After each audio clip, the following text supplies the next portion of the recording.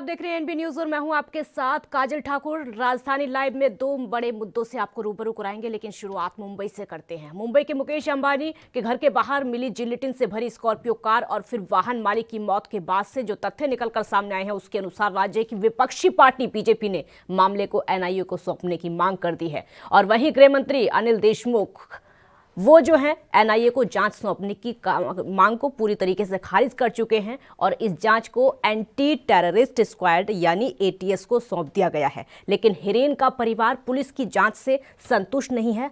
परिवार चाहता है कि इसकी उच्च स्तरीय जांच हो। और वहीं दूसरी ओर पोस्टमार्टम रिपोर्ट में क्या है, इसकी विस्तृत जानकारी हिरेन के परिवार को नहीं दी गई है। पोस्टमार्टम रिपोर्ट में ये बात सामने आई है कि हिरेन के शरीर पर कोई जख्म नहीं पाया गया, लेकिन मृत्यु का कारण भी अभी तक पता नहीं चल पाया है। उधर विपक्ष के नेता देवेंद्र फडणवीस ने इस पूरे प्रकरण में एपीआई सचिव वाजे की भूमिका को लेकर लगातार सवाल उठाए हैं। इससे राज्य की उद्धव ठाकरे सरकार भी कटघरे में है। फडणवीस का स्पष्ट आरोप है कि इस मामले में सरकार किसी को बचाने की कोशिश कर रही है। महाराष्ट्र बीजेपी अध्यक्ष चंद्रकांत पाटिल ने कहा है कि महाराष्ट्र पुलिस भारी दबाव में काम कर रही है, इसलिए इस मामले की जांच एनआईए को सौंप देनी चाहिए। आपको बता दें कि मनसुख हिरेन की पत्नी विमल हिरेन का कहना है कि उनके पति कभी आत्महत्या नहीं कर सकते। उनके पति कांदिवली क्राइम ब्रांच के तावड़े नामक एक पुलिसकर्मी के बुलाने पर गए थे, लेकिन उसके दूसरे दिन उनका शव मुब्रा की खाड़ी में मिला। और उनका कहना है कि स्कॉर्पियो कार अंबानी के घर के पास मिलने के बाद से पुलिस किसी भी वक्त उनके पति को पूछताछ के लिए बुलाती थी। और वहीं हिरेन की मौत से 3 दिन पहले मुख्यमंत्री, गृह मंत्री और ठाणे पुलिस आयुक्त को भेजा गया था पत्र भी अहम माना जा रहा है, जिससे पुलिस पर उंगली उठ रही है। और इसी बीच शिवसेना प्रवक्ता और सांसद संजय राउत ने कहा है कि इस मामले की पूरी जांच मुकेश अंबानी के एंटिलिया आवास के पास कार मिलने की घटना से शुरू होगी। ये मामला उद्धव ठाकरे सरकार की छवि के लिए काफी महत्वपूर्ण है। उन्होंने ये भी कहा कि अगर मनसुख हिरेन की हत्या का संदेह है और विपक्ष ने इस मामले की जांच की मांग की है, तो गृह विभाग को जल्द से जल्द इस सच्चाई का पता लगाना चाहिए। लेकिन इस मामले में पुलिस इंस्पेक्टर सचिन वाजे के इर्द गिर्द पूरी जांच घूम रही है और लगातार शक के घेरे में भी मुंबई पुलिस। मैं और मेरा परिवार कभी ऐसा सोच भी नहीं सकते हैं। और हमारी गाड़ी 8 दिन पहले चोरी हुई थी। समय समय जैसे पुलिस वालों का फ़ोन आ रहा था तो हस्बैंड इंक्वायरी के लिए जा भी रहे थे और पूरे दिन वहाँ बिठा के रखते थे, रात दिन पूरे फुल कोऑपरेट किया पुलिस वालों के साथ में। उसके बाद उन्होंने कल भी उनको बुलाया तो वो कल भी गए, पर रिटर्न वापस आए नहीं। और उनका कॉल मतलब 10 बजे बाद कॉल बंद हो गया। और कोई कांदिवली से क्राइम ब्रांच से कोई तावड़े करके उनका कॉल आया था। फिर उसके बाद वो उनके जाने के आधे 1 घंटे बाद फ़ोन बंद हो गया। और हमने रात भर इंतज़ार किया, सुबह फिर देखा अभी तक पता नहीं। फिर हमने कंप्लेंट भी लिखाई।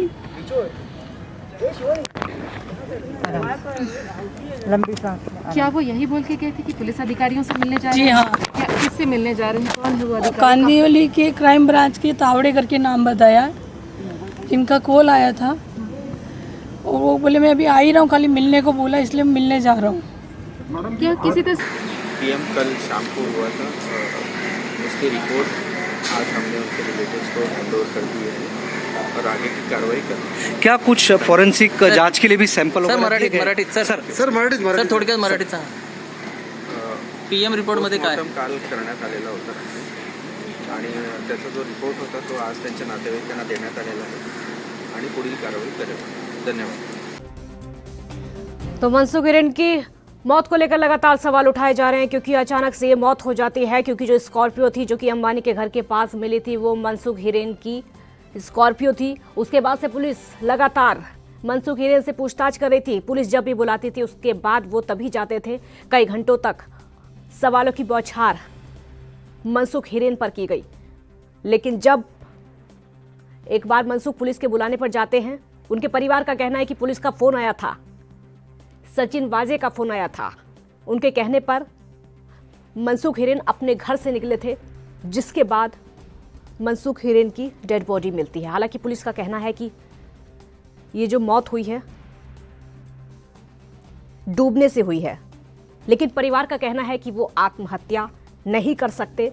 मुंबई पुलिस सवालों के घेरे में इस पूरे मामले को लेकर अब तक सिर्फ और सिर्फ अंबानी के घर के बाहर जो विस्फोटक से भरी कार मिली थी उसकी जांच चल रही थी, लेकिन अब मनसुख हिरेन की मौत, संदिग्ध मौत, अपने आप सवाल खड़े कर रही है।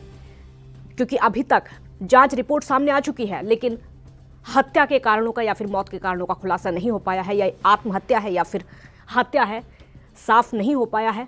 पहले इंतजार किया जा रहा था कि पोस्टमार्टम रिपोर्ट आएगी, उसके बाद कारणों का खुलासा हो पाएगा, लेकिन डॉक्टर नाकामयाब हो रहे हैं मौत के कारण बताने में। यह हत्या है या फिर आत्महत्या है। पुलिस अपनी तरफ से पूरी सफाई दे रही है कि डूबने की वजह से मनसुख हिरेन की मौत हुई है, क्योंकि शव को खाई से निकाला गया है। लेकिन उनकी पत्नी का कहना है कि मनसुख हिरेन आत्महत्या नहीं कर सकते। वो पुलिस इंस्पेक्टर के बुलाने से गए थे पूछताछ के लिए। अब तक सिर्फ जो जांच थी अंबानी के घर के बाहर विस्फोटक से भरी संदिग्ध कार को लेकर थी कि आखिरकार वो कार किसकी है, लेकिन उसके बाद जांच में पता चलता है कि मनसुख हिरेन की वो कार है, जो कि एक बिजनेसमैन है।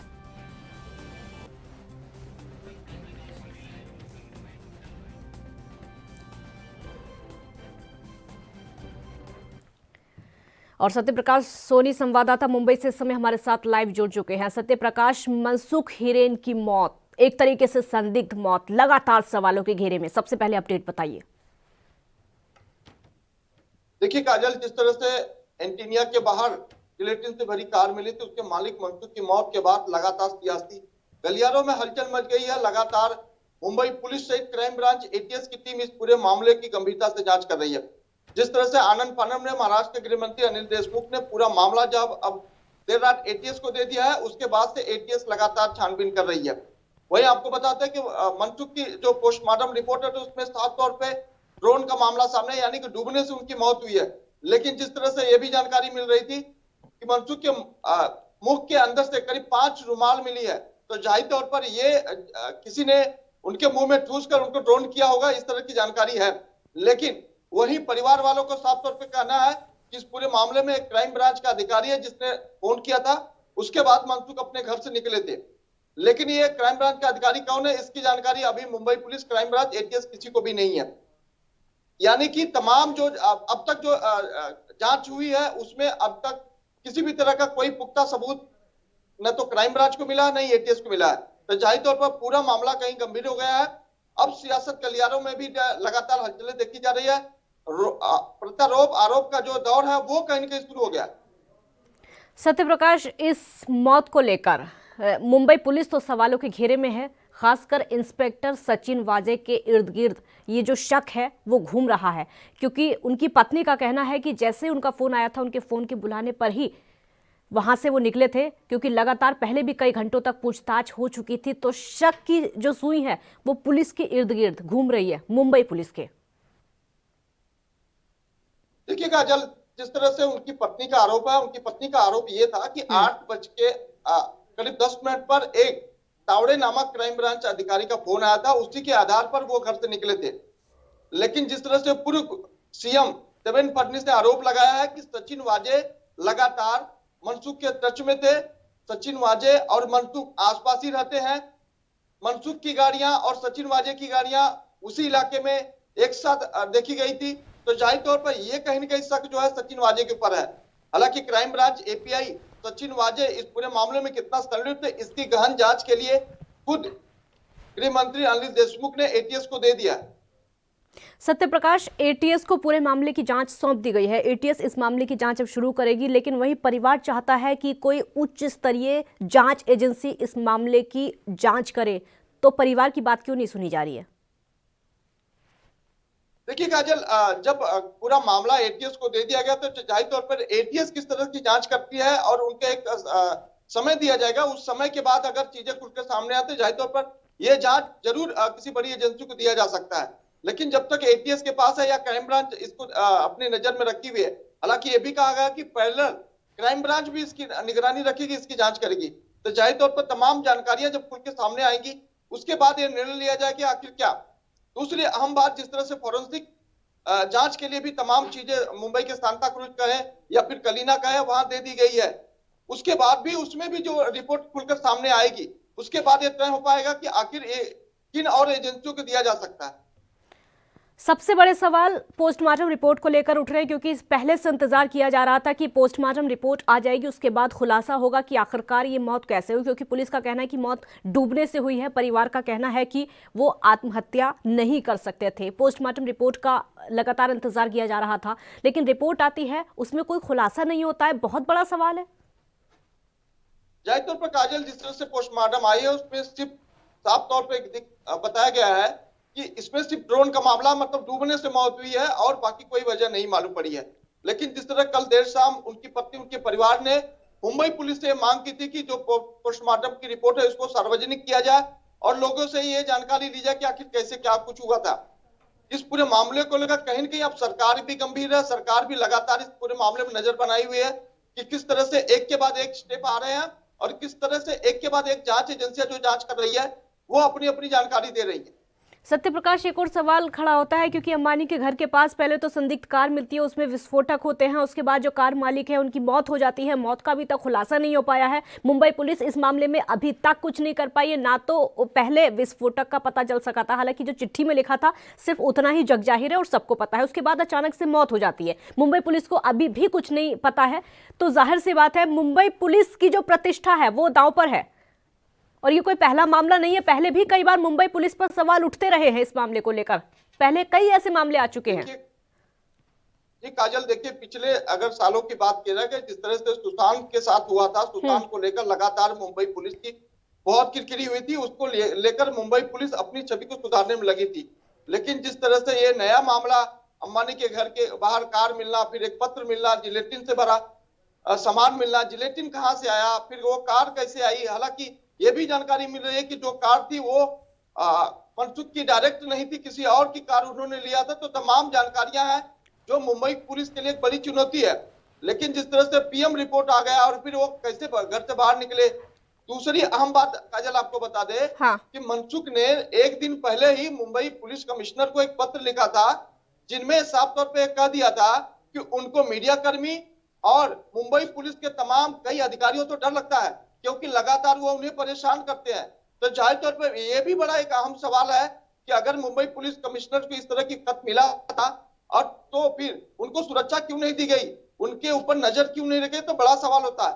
तो जाहिर तौर पर इस पूरे मामले को लेकर कहीं न कहीं मुंबई पुलिस भी सवाल के घेरे में है। मनसुख हिरेन की डेड बॉडी के पास से उनका मोबाइल फ़ोन नहीं मिलता है और पहले भी कई बार, क्योंकि संदिग्ध कार थी उसको लेकर पुलिस पूछताछ कर रही थी। जब भी पुलिस बुलाती थी, उनकी पत्नी का कहना है वो पूछताछ के लिए जाते थे, लेकिन उस दिन अचानक हुआ कि वो पूछताछ के लिए गए और अपने घर पर बताकर गए थे कि पुलिस इंस्पेक्टर का फ़ोन आया है जिनके बुलाने पर वो वहाँ पर जा रहे हैं। उसके बाद से उनका ना आना सीधे सीधे पुलिस पर सवाल खड़े करता है, क्योंकि आत्महत्या का मामला हो नहीं सकता ये, क्योंकि अभी तक कोई सुराग नहीं मिल पाया है। देखिए काजल, जिस तरह से उनकी पत्नी ने आरोप लगाया था कि मनसुख को जब भी फोन आता था वो घर पर बताकर ही जाते थे। जिस तरह से शुक्रवार को भी उनको फोन आया था वो बताकर ही गए थे, लेकिन उसके बाद लौटे नहीं। तो जाहिर तौर पर इस पूरे मामले में मुंबई पुलिस की जिम्मेदारी बनती है, क्राइम ब्रांच की जिम्मेदारी बनती है। लेकिन जिस तरह से कॉल डिटेल की जानकारी निकाली जाएगी उससे साफ हो पाएगा कि आखिरी कॉल किसका आया था। वहीं जिस तरह से पूर्व सीएम देवेंद्र फडणवीस ने आरोप लगाया कि सचिन वाजे लगातार उनके टच में थे, उनसे बातचीत हो रही थी। तो जाहिर तौर पर कॉल डिटेल के बाद ही स्पष्ट हो पाएगा कि आखिरी कॉल किसका था और किस लिए बुलाया गया। तो तमाम जानकारियां, अभी वक्त लगेगा जरूर, लेकिन जाहिर तौर पर एटीएस इस तरह से जांच कर रही है। आने वाले समय में जरूर इसका खुलासा हो सकता है। जो स्कॉर्पियो मिली थी, एक और सवाल बड़ा खड़ा हो जाता है, क्योंकि उसमें एक चिट्ठी थी जो कि एक आतंकी संगठन का नाम था। वो जांच कहां तक पहुंची, इस बारे में कोई अपडेट है? देखिए काजल, जिस तरह से आतंकी संगठन के द्वारा इंस्टाग्राम पे लेटर आया था जैश उल हिंद का, जैश उल हिंद ने पिछले दिनों उन्होंने साफ तौर पर क्लियर कर दिया था कि हमारा लेना देना इस मामले में नहीं है, हम काफिरों से पैसे नहीं लेते। काफिर यानी आप समझ सकती हैं कि उनसे पैसा नहीं लेते और इस तरह का पत्र उन्होंने नहीं दिया है। ठीक उसी तरह से मुंबई पुलिस ने भी यही कहा था कि जब दिल्ली संसद का मामला हुआ था, बम ब्लास्ट किया गया था, उस दौरान भी जैश उल हिंद ने जिम्मेदारी ली थी, लेकिन अब तक जैश उल हिंद का कोई लिंक नहीं मिला है, मतलब कोई सुराग नहीं मिला है। तो जाहिर तौर पर मुंबई के इस मामले को लेकर जल्दबाजी नहीं की जा सकती तब तक कोई जानकारी ना हो। ऐसे में आनंद फानन में मुंबई पुलिस ने जैसल हुन की पोस्टर को लेकर साफ तौर पर क्लियर कर दिया था कि इस पूरे मामले में भी जैसल-उल-हिंद का कोई मामला नहीं है, उन्होंने कोई जिम्मेदारी नहीं ली है। तो हालांकि ये सारी चीजें जो है, सारी बातें जो है मुंबई पुलिस ही कर रही है। जैसल-उल-हिंद की तरफ से कोई ऐसे इस तरह का कोई प्रेस नोट या बयानबाजी नहीं की गई है। तो कहीं न कहीं ये पूरा मामला जो है अब मुंबई पुलिस और तमाम लोगों के इर्द गिर्द ही घूम रहा है, जिसकी जांच बेहद चौंकाने वाली हो सकती है। ठीक है सत्यप्रकाश, बहुत शुक्रिया आपका इस पूरी जानकारी के लिए। तो इस समय मुंबई पुलिस सवालों के घेरे में है क्योंकि मनसुख हिरेन की अचानक से मौत हो जाती है और वो अपने घर पर बताकर जाते हैं कि पुलिस इंस्पेक्टर के बुलाने पर ही जा रहे हैं। उसके बाद मौत हो जाती है। डेड बॉडी एक खाई से मिलती है। पुलिस का कहना है कि डूबने से मौत हुई है, लेकिन परिवार का कहना है कि ये आत्महत्या नहीं है। मुंबई पुलिस पर लगातार सवाल उठ रहे हैं। दूसरी बड़ी खबर आपको बताते हैं, अंतर्राष्ट्रीय महिला दिवस के उपलक्ष्य में दिल्ली पुलिस के द्वारा महिलाओं की सुरक्षा के लिए कार्यक्रम का आयोजन रखा गया है। महिलाओं और बच्चियों की सुरक्षा के लिए आए दिन ऐसे कार्यक्रम किए जाते हैं। बच्चियों के साथ छेड़खानी और दुष्कर्म के मामले लगातार दिल्ली में सामने आते रहते हैं और इसी को लेकर दिल्ली के कनॉट प्लेस में सेंट्रल पार्क में महिलाओं को जागरूक करने के लिए दिल्ली पुलिस की तरफ से एक पहल की गई है। दिल्ली पुलिस द्वारा नुक्कड़ नाटक रखा गया है और उस नाटक का उद्देश्य था महिलाओं और बच्चियों के साथ ऐसी घटनाएं ना हो जिससे महिलाएं और बच्चियां सुरक्षित महसूस कर सके और इसी को लेकर लोगों को जागरूक करने के लिए पहल की गई है। इस पार्क में जितने भी लोग आते हैं उन सभी को जागरूक करने की कोशिश की गई है। इसी कार्यक्रम में दिल्ली पुलिस की एडिशनल डीसीपी मौजूद रही और इस कार्यक्रम का आयोजन 2 दिन तक किया जाएगा। दिल्ली पुलिस की कोशिश है कि महिलाओं और बच्चियों के साथ ऐसी कोई भी घटनाएं ना हो, इसीलिए उनको जागरूक किया जाएगा। शक्ति प्रोग्राम इस कार्यक्रम का नाम रखा गया है। दिल्ली पुलिस की तरफ से ये कार्यक्रम ऑर्गेनाइज किया गया है। वुमेंस डे जैसे आप लोग सब जानते हो 8 मार्च को every year international women's day celebrate किया जाता है। तो उसकी स्पिरिट को मेंटेन करते हुए न्यू दिल्ली डिस्ट्रिक्ट ने काफ़ी सारे प्रोग्राम्स ऑर्गेनाइज किए हैं। जैसे आप यहाँ पे सेंट्रल पार्क में विटनेस कर रहे हो, यहाँ पे हमने एक वुमेन एम्पावरमेंट के ऊपर एक प्रोग्राम रखा है जिसमें हम सबको अवेयरनेस दिला रहे हैं कि क्या वायलेंस अगेंस्ट वुमेन कैसे उसके अगेंस्ट जो महिलाएं हैं कैसे फाइट कर सकते हैं और जो चिल्ड्रन के साथ जो अब्यूज़ होता है उसके साथ कैसे हम मतलब सतर्क रहना चाहिए हमें और कैसे हमें आवाज़ उठाना चाहिए। तो ये सब इश्यूज हमने यहाँ पे उठाए। एक मोटिवेशनल स्पीकर भी आए हुए हैं जो लोगों को समझा रहे हैं कि what is this bias against women जो हम जिसके साथ लड़ाई कर रहे हैं। एक्चुअली इस बार जो थीम है वो भी है चूज़ टू चैलेंज, तो fighting against the bias and all that. तो उस थीम को ही आगे लेके जाते हुए हमने कई सारे प्रोग्राम्स ऑर्गेनाइज किए हैं। दैट इज़ टुडे आज का हम यहाँ पे सेंट्रल पार्क में ये प्रोग्राम चल रही है अभी। एंड इसके अलावा हम कल एक साइकिल रैली करेंगे along with all our women staff जो एक मैसेज लेके जाएंगे समाज में कि कैसे क्या मतलब होता है and how we fight against it and Delhi police की इनिशिएटिव्स क्या है इन प्रमोटिंग वुमेन सेफ्टी। इसके बाद 8 को हमारे काफ़ी सारे प्रोग्राम्स लाइंड अप हैं जिसमें आपका ध्यान में एक चीज़ पे ले जाना चाह रही हूँ जो हम भी एक safe environment for women working conditions improve करने के लिए हमने एक इनिशिएटिव ली है जिसमें हम एक सारे फीमेल वॉशरूम्स में जो ऑटोमेटिक सैनिटरी डिस्पेंसिंग पैड्स का मशीन होता है वो हम इंस्टॉल कर रहे हैं जो कि बहुत लंबे आवर्स भी होते हैं हमारे फीमेल स्टाफ के, तो उनको काफ़ी तकलीफ भी होती है। तो उसको एड्रेस करते हुए हमने ये स्टेप लिया है और it will be a pilot project. और हम न्यू दिल्ली डिस्ट्रिक्ट में जितने भी वॉशरूम्स हैं बेसिकली हमारी पुलिस स्टेशन में या हमारे जो भी इस्टेब्लिशमेंट्स हैं वहाँ पे सब में ये मशीन लगेगी। इसके अलावा हम we are not limiting it ourselves to women only, हम आगे बढ़ के फिर जो मेल हमारे स्टाफ हैं उनके लिए भी जेंडर सेंसिटाइजेशन का एक लेक्चर हम ऑर्गेनाइज करेंगे उस दिन, ताकि उनको भी पता चले कि कैसे मतलब इन द सोसाइटी में जो बायस है उसके अगेंस्ट उनको भी लड़ाई करनी है। It is not just women fighting but it is also men coming forward and stopping that bias. अंतर्राष्ट्रीय महिला दिवस के लिए महिलाओं को जागरूक करने के लिए दिल्ली पुलिस के द्वारा सेंटर पार्क यानी दिल्ली के कनॉट प्लेस के अंदर सेंटर पार्क के अंदर एक कार्यक्रम रखा गया। कार्यक्रम यही है कि महिलाओं को जागरूक किया जाए, बच्चियों के साथ या महिलाओं के साथ जो छेड़खानी या शोषण होता है वो ना हो सके, मगर उसको रोकने के लिए यहाँ पर उनके परिजनों की बात करें या फिर कहें जो दर्शक बैठे हुए हैं या फिर ये सेंटर पार्क के अंदर जो लोग बाग घूमने आते हैं उन लोगों को जागरूक करने के लिए कहीं ना कहीं दिल्ली पुलिस तैयार है और दिल्ली पुलिस की तरफ से कोशिश भी करती नजर आ रही है। रही है। मगर जिस तरीके से बात करें यहाँ सेंटर पार्क की, तो सेंटर पार्क के अंदर नुक्कड़ नाटक के माध्यम से भी महिलाओं की सुरक्षा के लिए कड़े कदम उठाने के लिए कहा जा रहा है। यहाँ तक कि जो परिजन हैं या फिर कहें जो घरों के अंदर ट्यूशन के नाम पर शोषण होता है या फिर बाहर जो शोषण होता है उसको रोकने के लिए दिल्ली पुलिस लगातार कोशिश करती नजर आ रही है। देखना होगा अंतर्राष्ट्रीय महिला दिवस के अंदर कितनी बड़ी कार्रवाई मिलती है दिल्ली पुलिस को, क्योंकि जिस तरीके से लोगों को जागरूक किया जा रहा है उससे साफ जाहिर है जनता जागरूक होगी तो कहीं ना कहीं बच्चियों का ये साथ या फिर महिलाओं के साथ जो शोषण होता है वो नहीं हो पाएगा। कैमरा पर्सन इरफान खान के साथ राजीव कुमार तिवारी, एनबी न्यूज़, दिल्ली। राजीव तिवारी संवाददाता दिल्ली से इस समय हमारे साथ लाइव जुड़ चुके हैं। राजीव, सबसे पहले इस पूरे कार्यक्रम की रूपरेखा बताइए। अंतर्राष्ट्रीय महिला दिवस के उपलक्ष्य में कार्यक्रम आयोजित किया गया है, खासकर महिलाओं को इसमें जागरूक किया जाएगा और सिर्फ महिलाओं को नहीं बल्कि पुरुषों को भी इसमें जागरूक किया जाएगा। पूरी रूपरेखा बताइए।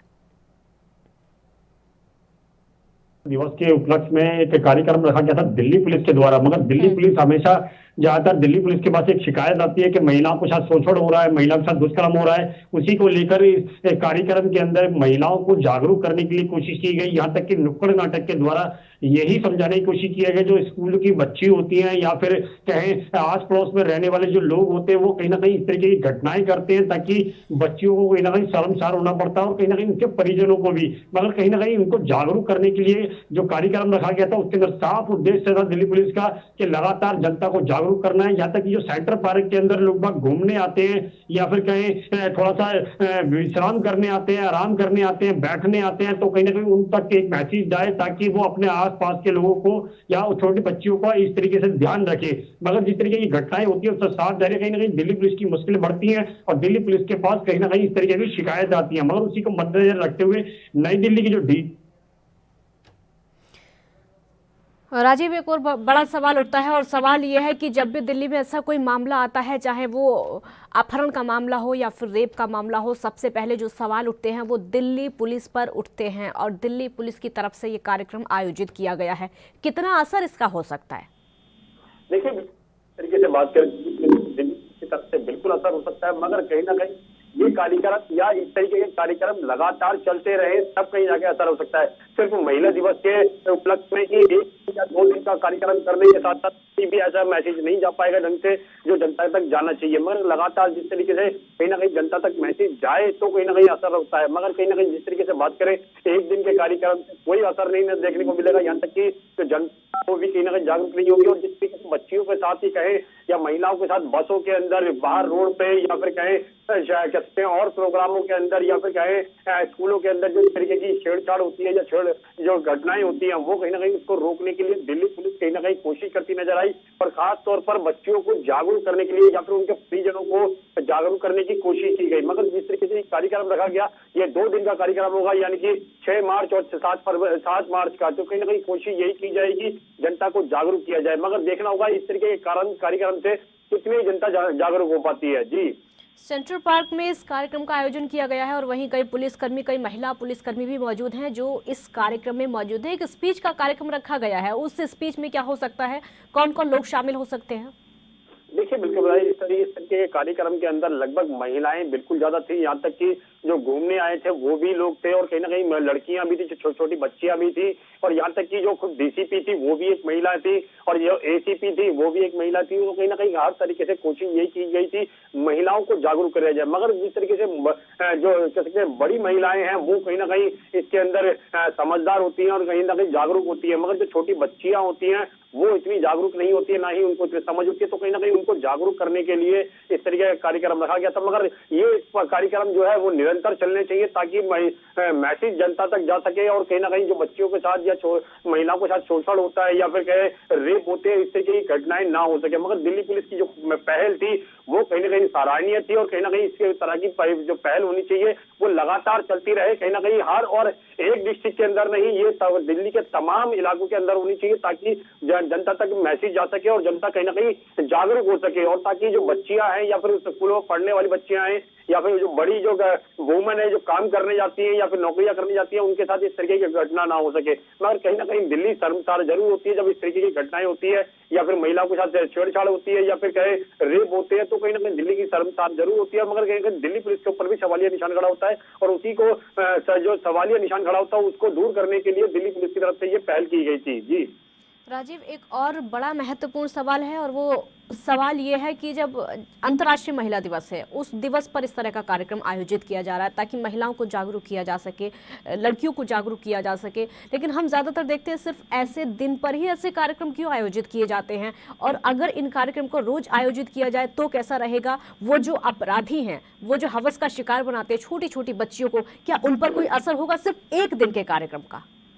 देखिए बिल्कुल बता, जिस तरीके से बात करें दिल्ली पुलिस की, तो दिल्ली पुलिस ने जो एक दिन के कार्यक्रम रखा, यानी कि सिर्फ 2 दिन का कार्यक्रम था ये, और इसके अलावा ये और डिस्ट्रिक्ट के अंदर नहीं है, सिर्फ नई दिल्ली डिस्ट्रिक्ट के अंदर ही किया गया था। मगर इस तरीके के जो कार्यक्रम होने चाहिए वो लगातार हर डिस्ट्रिक्ट के अंदर होने चाहिए, चाहे वो किसी भी डिस्ट्रिक्ट के अंदर, बवाना की बात करें या फिर नरेला की बात करें, क्योंकि ज्यादातर इन्हीं इलाकों से देखने को मिलता केस मिलते हैं। और बात करें जैसे और इलाकों की, तो कहीं ना कहीं वहां पर भी इस तरीके के कार्यक्रम होने चाहिए। मगर सिर्फ अंतर्राष्ट्रीय महिला दिवस के उपलक्ष्य में ही सिर्फ एक कार्यक्रम करना, तो कहीं ना कहीं वो जागरूकता नहीं लेके आ पाता कोई, और कहीं ना कहीं जनता जागरूक नहीं हो पाती है, क्योंकि हर व्यक्ति दिल्ली के कनॉट प्लेस के अंदर नहीं आता है। और बाकी समझना होगा जो दिल्ली पुलिस को भी, मगर इस तरीके के कार्यक्रम जो है वो लगातार हर इलाके के अंदर करनी चाहिए और हर नेताओं के या वार्ड के अंदर भी होनी चाहिए। मगर कहीं ना कहीं जनता को जागरूक करने वाली बात है, वो कहीं ना कहीं इसका इस एक दिन के कार्यक्रम से कोई जागरूकता नहीं आने वाली है। मगर ये जरूर है कि हाँ, थोड़ा बहुत जो पढ़े लिखे हैं या जो सेंट्रल पार्क के अंदर घूमने आए थे वो जरूर थोड़े बहुत जागरूक होते नजर आए। ठीक है राजीव, बहुत शुक्रिया आपका इस पूरी जानकारी के लिए। तो अंतर्राष्ट्रीय महिला दिवस पर ये बड़ा कार्यक्रम आयोजित किया गया है महिलाओं को जागरूक करने के लिए, बच्चियों को जागरूक करने के लिए, लेकिन सवाल उठता है कि ऐसे मौकों पर ही ऐसे आयोजन किए जाते हैं, आखिर इनका मतलब क्या है और क्या उन अपराधियों पर कोई असर होगा जो कि लगातार इस तरह की घटनाओं को अंजाम देते हैं? राजधानी लाइव में फिलहाल इतना ही। आप देखते रहिए ANB न्यूज़। नमस्कार।